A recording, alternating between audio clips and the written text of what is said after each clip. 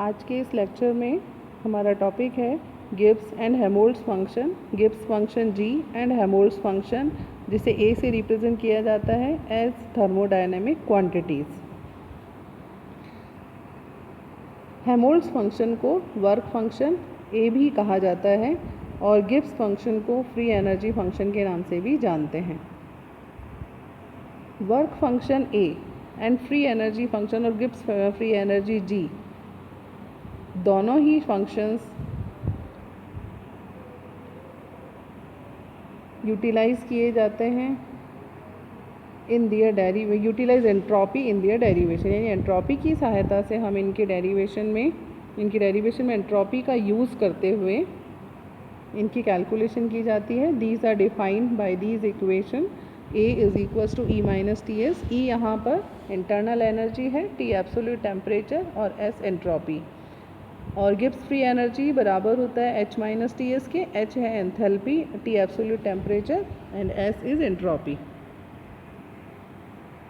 S, E, H and S यानी internal energy, enthalpy और entropy, ये तीनों ही स्टेट फंक्शंस हैं। इसलिए हम ये कह सकते हैं कि हेल्महोल्ट्ज़ फ्री एनर्जी और गिब्स फ्री एनर्जी भी स्टेट फंक्शन ही होंगे।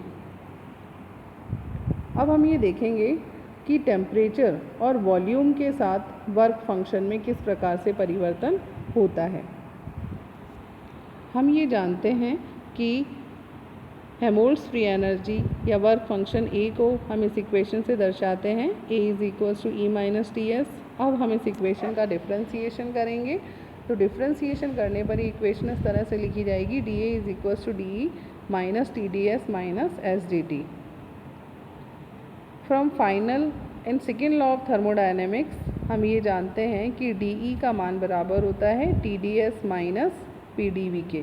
तो हम यहाँ पर डी ई का मान इस इक्वेशन में रख देते हैं, तो इक्वेशन थोड़ा सा और बड़ी हो जाती है, एक्सपैंड हो जाती है, which will be equals to D A is equals to T D S minus P D V minus T D S minus S D T.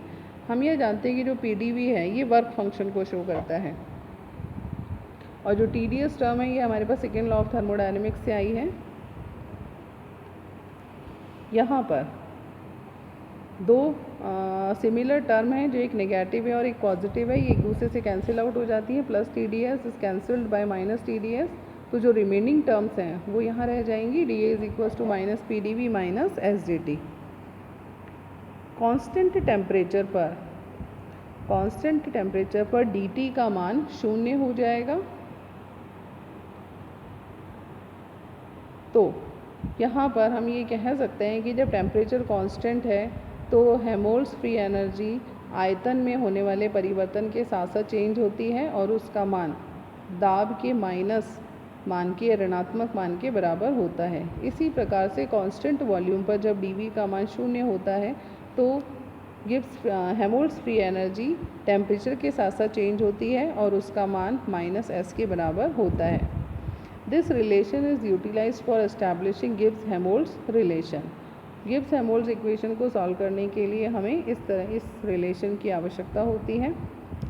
After differentiating equation 1 at constant volume with respect to temperature and equation 2 at constant temperature with respect to volume, हमें ये equation प्राप्त होती है जो ये दर्शा रही है कि आयतन के साथ एंट्रोपी में परिवर्तन हो रहा है एट कांस्टेंट टेम्परेचर, और दूसरी जो राइट हैंड साइड है वो हमें शो करता है कि टेम्परेचर के साथ दाब में परिवर्तन हो रहा है निश्चित आयतन पर। अब हम देखेंगे कि फ्री एनर्जी का मान टेम्परेचर और प्रेशर के साथ किस प्रकार से परिवर्तित होता है। Variation of free energy with temperature and pressure. Free energy का मान बराबर होता है H माइनस टी एस के। यहाँ पर H हेल्महोल्ट्ज़ वो एंथैल्पी को शो करता है, T एब्सोल्यूट टेम्परेचर है, S एंट्रोपी है।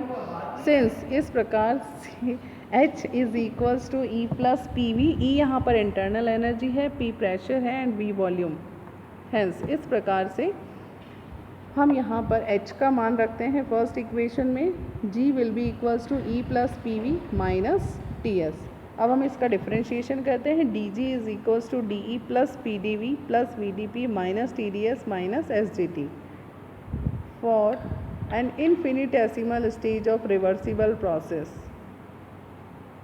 या फिर हम कह सकते हैं from first law of thermodynamics D Q का मान होता है D E plus P D V के बराबर, और from second law of thermodynamics D Q का मान होता है टी डी एस के बराबर। हम इन वैल्यूज़ को इस इक्वेशन में सब्सटीट्यूट करते हैं। T D S is equals to D E plus P D V, यानी d E plus P D V की जगह हम टी डी एस यहाँ रखेंगे, और तो d E is equals to होगा T D S minus P D V के। तो हमने यहाँ डी ई का मान रखा और इस इक्वेशन को सॉल्व किया,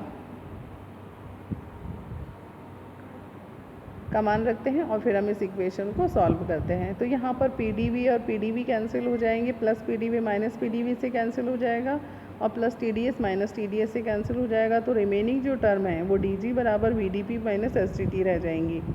this equation is also known as combined equation of first and second law of thermodynamics. ये फर्स्ट लॉ और सेकेंड लॉ ऑफ थर्मोडायनेमिक्स की कंबाइंड इक्वेशन भी कहलाती है। यहाँ पर ये जो इक्वेशन है ये फर्स्ट और सेकेंड लॉ ऑफ थर्मोडायनेमिक्स की कंबाइंड इक्वेशन है। तो रिमेनिंग टर्म हमारे पास रह गई है D G is equals to V D P minus S T T. अब कांस्टेंट टेम्परेचर पर डी टी का मान 0 होगा, तो प्रेशर के साथ गिब्स फ्री एनर्जी में होने वाला परिवर्तन दर्शाता है वॉल्यूम को, और कांस्टेंट प्रेशर पर टेम्परेचर के साथ गिब्स फ्री एनर्जी में होने वाला परिवर्तन दर्शाता है माइनस एंट्रोपी को। After differentiating equation 3 at constant pressure with respect to temperature and equation 4 at constant temperature with respect to pressure respectively we get, हमें इस प्रकार से ये इक्वेशन मिल जाती है यहाँ पर कि कांस्टेंट टेम्परेचर पर एंट्रोपी में परिवर्तन हो रहा है दाब के सापेक्ष, और यहाँ कांस्टेंट दाब पर, स्थिर दाब पर तापमान के सापेक्ष आयतन में परिवर्तन हो रहा है। अब हम देखेंगे गिब्स हेल्महोल्ट्ज़ इक्वेशन क्या होती है।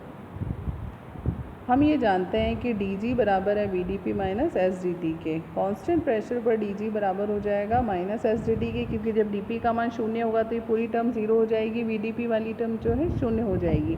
तो डी जी बराबर होगा माइनस एस डी टी के। माना कि G1 रिप्रेजेंट करता है किसी भी सिस्टम की उस फ्री एनर्जी को जो कि टेम्परेचर T पर उसकी प्रारंभिक अवस्था में है। सपोज़ टेम्परेचर बढ़ जाता है T से dt, उसमें dt का मान इन्फिनिटेसिमली स्मॉल चेंजेस होते हैं, और अब टेम्परेचर का मान T प्लस dt हो जाता है, तो उसकी फ्री एनर्जी का मान भी चेंज हो जाएगा इस नए टेम्परेचर पर, जो कि G1 प्लस dg से हम शो करेंगे। तो इस प्रकार से dg1 का मान बराबर होगा माइनस S1 dt के। यहाँ पर इनिशियल स्टेट में एंट्रोपी का मान है S1। अब मानते हैं कि फाइनल स्टेट में एंट्रोपी का मान G2 है, और अगर टेम्परेचर को इन्फिनिटेसिमल चेंज हम टेम्परेचर में करते हैं तो फाइनल स्टेट में टेम्परेचर D प्लस dt हो जाएगा, और जो फाइनल स्टेट में उसकी फ्री एनर्जी है वो G2 प्लस dg2 होगी।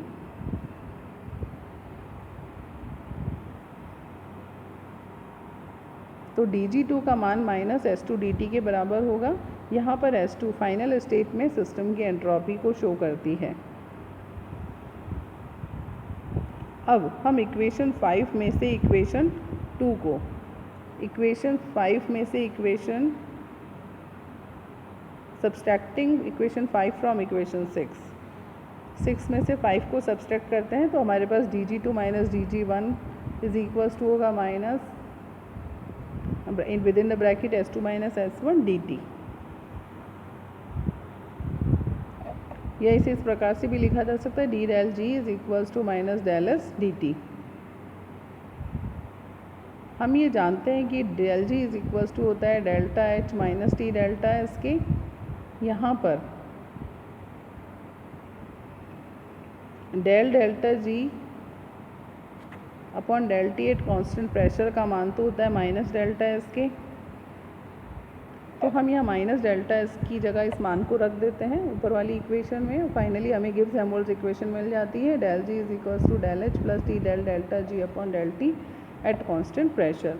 This equation is known as Gibbs-Helmholtz equation. It is applicable to all processes occurring at constant pressure. It has been used for calculating the heat change for a process or a reaction taking place at constant pressure, provided the values of free energy at two different temperatures are known. तो इस प्रकार से किसी भी स्थिर दाब पर होने वाले जो प्रोसेसेस हैं ये उनके लिए एप्लीकेबल होती है। कांस्टेंट प्रेशर पर होने वाले किसी प्रक्रम में होने वाले हीट चेंज को हम इस गिब्स-हेल्महोल्ट्ज़ इक्वेशन की सहायता से ज्ञात कर सकते हैं। Thank you.